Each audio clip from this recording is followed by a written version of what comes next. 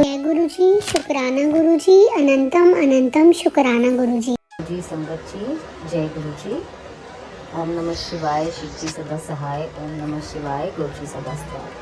संगत जी, ये मेरा दूसरा सत्संग है। मैं काफ़ी टाइम के बाद अपना सत्संग शेयर कर रही हूँ, जो मुझे लगता है मुझे रोज़ ही करना है, लेकिन नहीं हो पा रहा था। सो माफ़ करना गुरु जी, माफ़ करना संगत जी। मैंने फाइनली 2 दिन पहले अपने सत्संग को लिखा, क्योंकि मैसेज भी आ रहे थे कि तू अपना सत्संग लिखना। वैसे मैं काफ़ी इम्प्रॉम्प्टू सत्संग शेयर कर पाती हूँ, मुझे ऐसा लगता है कि एज अ पर्सन ही मैं बहुत ज़्यादा इम्प्रॉम्प्टू हूँ, बट मैंने सोचा चलो लिखते हैं। और ये पिछले महीने का सत्संग है, अप्रैल का, नवरात्रि के पहले।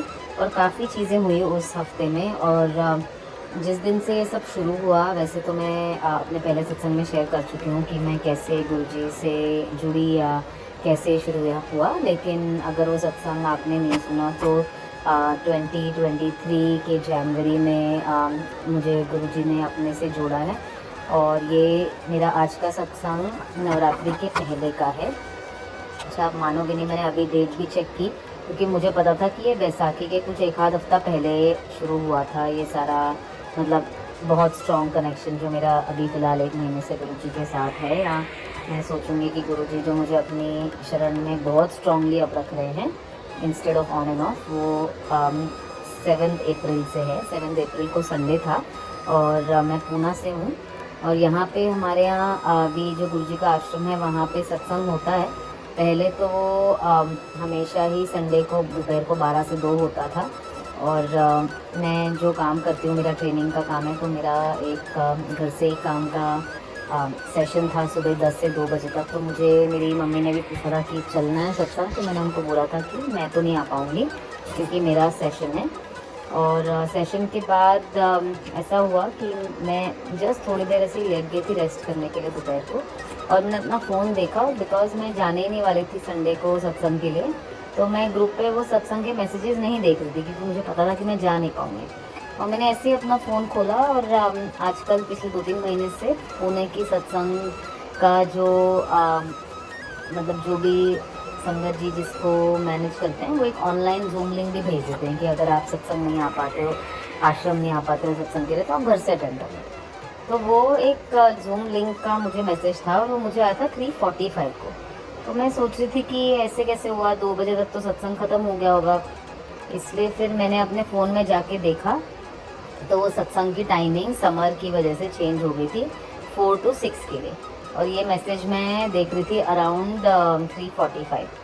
तो तब भी थोड़ा सा मुझे लेज़ी फील हुआ, और मैंने सोचा चलो, मुझे अगर पहले पता होता कि ये 4 to 6 है तो मैं रेडी हो, मतलब मैं सेशन के बाद तुरंत ही निकल जाती। अब मैं शायद नहीं जाऊँगी। इसे करते करते मैं थोड़ी देर लेट गई, और फिर मुझे पता नहीं क्यों ऐसे 4 बजे लगा कि चलो मैं वो लिंक ज्वाइन करती हूँ और मैं सुन लेती हूँ, अगर मैं जा नहीं पाई। क्योंकि मेरे मन में तो था कि मैं शायद जाना चाहती थी कहीं ना कहीं, और गुरुजी में भी ये जानते भी थे कि मतलब मैं ऐसे ही लेज़ी हो रही हूँ, मैं जा सकती थी। कि यूजुअली भी मैं ऐसे 2 घंटे के लिए तो नहीं जा पाती हूँ सत्संग के लिए, तो मैं कभी हाफ एन आवर, कभी 1 घंटा ऐसे जाती हूँ, क्योंकि मुझे वो लास्ट की जो आरती होती है ना, वो बहुत पसंद है। तो मैं ऐसे बीच में जाने की जगह ऑलमोस्ट एंड को अटेंड करने की कोशिश करती हूँ। अब ऐसा होता है कि मैं 4, सवा 4 बजे, पता नहीं कैसे, मैं अपने लिविंग रूम में आके बैठती हूँ और मैं यूट्यूब चलाती हूँ, क्योंकि मैं काफ़ी सुनती रहती हूँ कि लोगों को मैसेज मैसेज आते हैं वगैरह। तो पता नहीं, मैं यूट्यूब चलाती हूँ और उसके ऊपर मैं ढूंढती हूँ कि मतलब सत्संग ढूंढती हूँ मैं। और जूम लिंक पे सत्संग सुनने की जगह मैं ऑलमोस्ट 4, सवा 4 बजे से, जो कि सत्संग 4 से 6 होती है, मैं सत्संग 4 से 7:30 बजे तक यूट्यूब पे मैं सत्संग ही सत्संग सुन रही थी। मतलब ऐसा होता है। मैं भी सोचती हूँ कि मतलब ये कैसे हुआ, और काफ़ी इंटरेस्टिंग लगा मुझे, लोग अपने एक्सपीरियंसेस शेयर कर रहे थे। और जब आप नए नए सत्संग सुनते हो ना, आपको समझ में नहीं आता कि मतलब ये गुरुजी मैसेजेस कैसे देते हैं, क्या बोला जा रहा है, वगैरह वगैरह। तो मैं बस सुन रही थी, मुझे ऐसा नहीं लगा तब भी कि ये मैसेजेस क्या मेरे लिए हो सकते हैं। और मुझे नहीं पता कि मैं क्यों बता रही हूँ, शायद ये किसी और के साथ भी हुआ हो, होने वाला हो, तो इसलिए मतलब गुरुजी शायद चाह रहे हो कि मैं ये शेयर करूँ।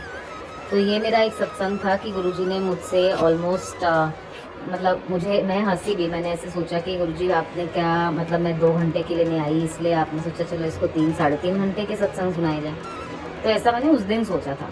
और उसके बाद से पूरा हफ्ता ऑलमोस्ट बैसाखी या उसके बाद तक, मतलब नवरात्रि ख़त्म होने तक मेरा रोज़ का ही था। मैं सुबह शाम जैसे मुझे टाइम मिलता था मैं बस सत्संग ही सत्संग लगा के बैठ जाती थी।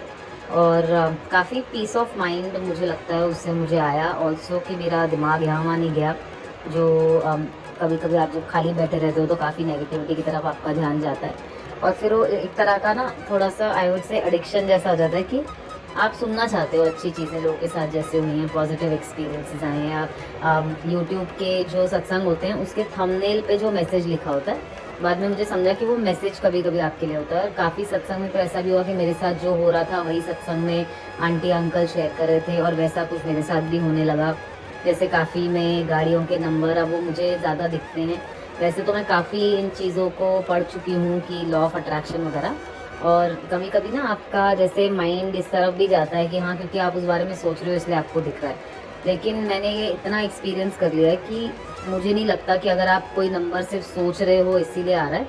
बट कभी मैं जैसे सत्संग में मैंने कोई नंबर देख लिया कि आज तुझे जैसे 5 नंबर की ब्लेसिंग होगी, 7 नंबर की होगी, तो काफ़ी लोग बोलते थे 7 नंबर गुरुजी का है, तो मुझे 7 ही की नहीं, जिस दिन जो नंबर थंबनेल में आया उस दिन उस नंबर की मतलब ब्लेसिंग हो गई, या उस नंबर की गाड़ियाँ बहुत दिखी, या हर नंबर प्लेट में वो नंबर दिखना, या 2-3 नंबर एक साथ दिखना, ये काफ़ी कॉमन अकरेंस है मेरे हिसाब से। तो जब आप मतलब गुरुजी आपके आसपास होते हैं या आप उनको बोलते हो कि आप मेरे साथ चलना, तो I think that is one way कि गुरुजी आपके साथ ये टेलीपैथिकली कम्युनिकेट करते हैं, और कुछ ना कुछ आपको साइन या सिंबल मिलते हैं जो मुझे नहीं लगता कि इतने कोइंसिडेंसेस हो सकते हैं। तो ये मेरा एक सत्संग था।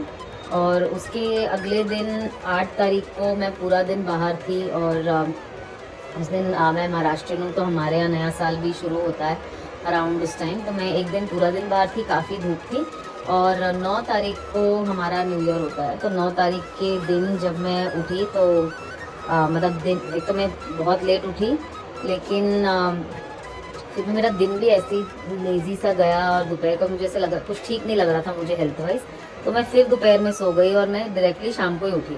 तो मतलब जैसे थोड़ा सा धूप लग जाती है या ऐसा होता है, तो मुझे लगा वैसा ही मेरे साथ हो गया। फिर मैं जब शाम में उठी, और उसके पहले 7th और 8th के जो मैं सत्संग सुन रही थी उसमें मुझे यही आ रहा था कि मंगलवार को मुझे और हनुमान जी को मतलब या तो जैसे क्या बोलते हैं लड्डू का भोग लगाना, पिन्नी का भोग लगाना, तो ये सब आ रहा था। तो मैंने सोचा था कि मैं ट्यूसडे को करूँगी, लेकिन मेरी तबीयत इतनी ख़राब थी, और फिर मैं जब शाम को उठी, मतलब इतनी ख़राब भी नहीं बोलूँगी, लेकिन वो ऐसे थोड़ा सा ड्रेन जैसी फीलिंग आ रही थी, और जब तक मैं उठी तब तक शाम के 6 बज गए थे।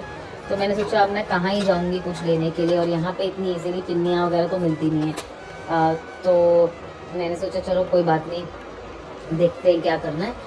और मैं उठी और पता नहीं मेरे मन में क्या ही आया, और मैंने सोचा, और उसके पहले मैं अपनी एक फ्रेंड का भी, मतलब हमारा ग्रुप है उसमें हम गुरु जी को फॉलो करते हैं, तो उसका भी एक सत्संग था कि उसने सोचा था कि वो उसका कुछ काम बन जाएगा तो वो सत्संग वगैरह करवाएगी, लेकिन वो बिज़ी हो गई। फिर उसको ऐसा कड़े प्रसाद की स्मेल आ रही थी घर में वगैरह। ये सत्संग मैं थोड़े दिन पहले सुन चुकी थी। तो उस दिन मुझे ट्यूसडे को फिर ऐसे लगा कि अरे यार मैं अगर लड्डू का भोग नहीं लगा सकती हूँ, मैं कम से कम कड़ा प्रसाद ही बना सकती हूँ, लेकिन मैंने कभी कड़ा प्रसाद तब तक बनाया ही नहीं था। तो मैंने फिर यूट्यूब खोला, रेसिपी देखी, और मैंने बस बोला कि गुरुजी अगर आप मतलब आप ये मुझसे करवाना चाह रहे हो कड़ा प्रसाद और चाय प्रसाद, मेरा मन हो गया था कि मैं थोड़ी आरती करूं। और तो मैं फटाफट मैं नहा के मैंने यूट्यूब से देख के कड़ा प्रसाद बनाया, और मैंने पहली बार बनाया था और वो इतना टेस्टी बना था। तो मैं अकेली थी घर पे, तो फिर मैंने दिया वगैरह लगा के मैंने कड़ा प्रसाद और चाय प्रसाद वगैरह बनाया, और बहुत अच्छी मुझे फीलिंग ही बहुत अच्छी आई। और मेरी मम्मी भी बहुत मेरे साथ कनेक्टेड हैं अभी गुरुजी से, तो मैंने उनको वीडियो कॉल किया था दिखाने के लिए, लेकिन वो कहीं बाहर थी, अभी काफ़ी लेट था रात में, और वो मेरी सिस्टर के साथ काफ़ी दूर रहते हैं। तो आई कुड सी उनके चेहरे पे ना कि वो थोड़ी सी अपसेट थी कि वो अटेंड नहीं कर पाई, पूजा भी नहीं अटेंड कर पाई, और मेरे साथ थी भी नहीं। तो पता नहीं मुझे क्यों लगा, मैंने सब पैक किया, चाय प्रसाद थोड़ा सा, थोड़ा जल प्रसाद, थोड़ा कड़ा प्रसाद सब, और मैं रात में ही 8:30-9 बजे अपनी मम्मी के यहाँ, मतलब अपनी सिस्टर के यहाँ चली गई देने के लिए। और वो सब लोग ही काफ़ी खुश हुए वहाँ पे भी। तो मेरी सिस्टर वगैरह उनको तो ज़्यादा पता नहीं था, उनको पता है कि हम फॉलो करते हैं, तो मैंने और मम्मी ने काफ़ी अपने सत्संग शेयर करे, और मैंने तो काफ़ी यूट्यूब से भी क्या क्या हुआ ये सब मैंने उनके साथ शेयर किया और मुझे काफ़ी अच्छा लगा।